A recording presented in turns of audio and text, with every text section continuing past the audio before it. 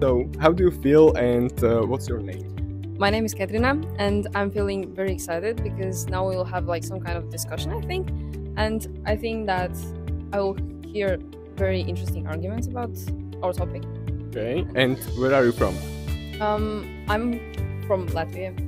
So, how are you and how do you feel? I'm doing good, feeling good. Yeah, same. And We are good. We are feeling great. Dnešná aktivita mi priniesla toho naozaj veľa. Mali sme príležitosť stretnúť sa s novými ľuďmi, komunikovať celý deň v cudzích jazykoch a vyskúšať si, ako prebieha taký deň v parlamente. Páčilo sa mi sa cítiť ako jeden z tých poslancov v parlamente.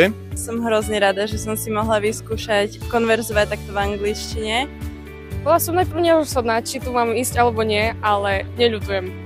v živote som na Slovensku nepočul toľkokrát slovo solidarita, ktoré bolo použité práve v Európskom parlamente. Dnešku som bola zo začiatku veľmi skeptická, bála som sa, že čo to vlastne bude, že čo sa bude robiť, ale na konci dňa som si to veľmi užila. Ďakujeme veľmi pekne, Európska únia, a chceme povedať, že je dôležité sa o demokracii rozprávať, pretože demokracia nie je samozrejmosť.